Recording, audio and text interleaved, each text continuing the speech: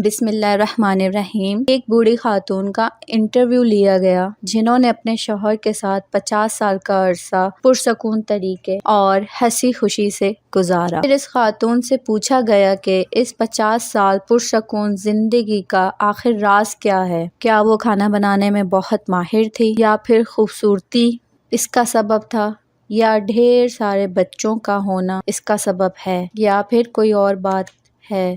تو بوڑھی خاتون نے جواب دیا کہ پرسکون شادی شدہ زندگی کا دار و مدار اللہ کی توفیق کے بعد عورت کے ہاتھوں میں ہوتا ہے۔ عورت چاہے تو اپنے گھر کو جنت بنا سکتی ہے اور چاہے تو اس کے برعکس یعنی جہنم بھی بنا سکتی ہے۔ آپ اس سلسلے میں مال و دولت کا نام مت لیجئے۔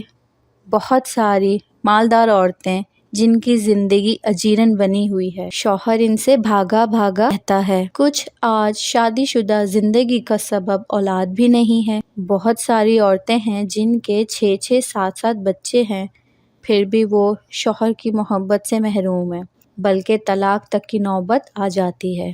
بہت ساری خواتین اعلیٰ سے اعلیٰ کھانا بنانے میں ماہر ہوتی ہیں، دن بھر نئے سے نئے کھانے بناتی ہیں، لیکن پھر بھی انہیں شوہر کی بدسلوکی کی شکایت رہتی ہے۔ انٹرویو لینے والی خاتون صحافی کو بہت حیرت ہوئی۔ اس نے پوچھا کہ پھر آپ کی اس خوشحال زندگی کا راز کیا ہے؟ خاتون نے جواب دیا کہ جب میرا شوہر انتہائی غصے میں ہوتا ہے تو میں خاموشی کا سایہ لے لیتی ہوں، لیکن اس خاموشی میں بھی احترام شامل ہوتا ہے۔ میں افسوس کے ساتھ سر جھکا لیتی ہوں۔ ایسے موقع پر بعض خواتین خاموش تو ہو جاتی ہیں، تمیز کا عنصر شامل نہیں ہوتا۔ اس چیز سے ہمیشہ بچنا چاہیے۔ سمجھدار آدمی اسے فوراً بھانپ لیتا ہے۔ نامہ نگار خاتون نے پوچھا، ایسے موقع پر آپ کمرے سے نکل کیوں نہیں جاتی؟ تو خاتون نے جواب دیا کہ نہیں، ایسا کرنے سے شوہر کو یہ لگے گا کہ آپ اس سے جان چھڑا رہی ہیں۔ آپ اپنے شوہر کی کوئی بات سننا ہی نہیں چاہتی۔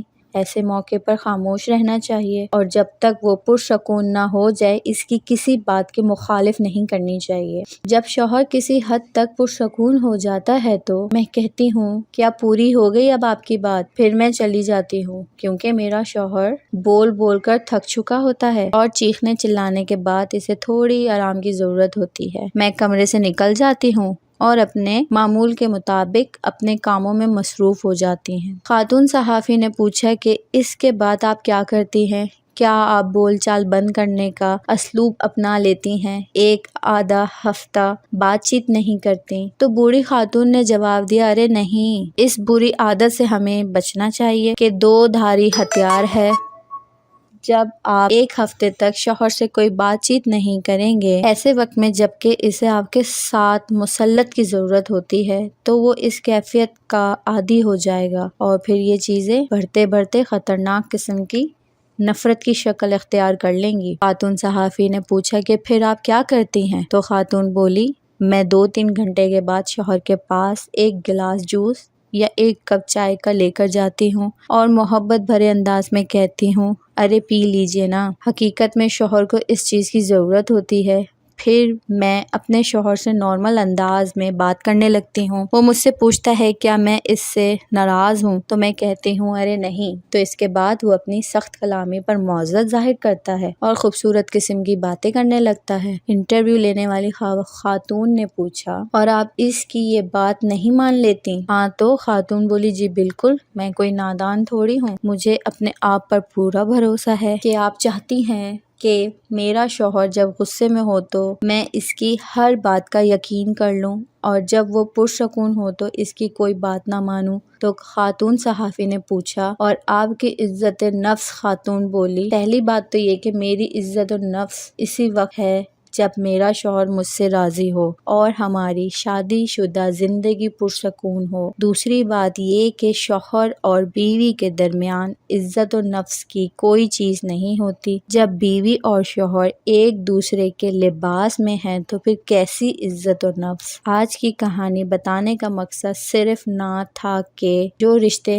ہمیشہ پیار سے چلتے ہیں ان میں کبھی خلل نہیں آتا، اور ایک ایسا رشتہ جس میں آپ ایک دوسرے کو سمجھ ہی نہیں پاتے وہ رشتہ زیادہ دیر چل نہیں پاتا۔ یہ جو میاں بیوی کا رشتہ ہوتا ہے نا، یہ زندگی بھر کا ساتھ ہوتا ہے، تو اس میں بہتری یہی ہے کہ ایک دوسرے کو سمجھ کر چلیں تاکہ ایسے رشتے میں کبھی کلن نہ آئے۔ مزید ویڈیو اچھی لگی ہو تو ویڈیو کو لائک کریں اور چینل کو سبسکرائب کریں۔ شکریہ۔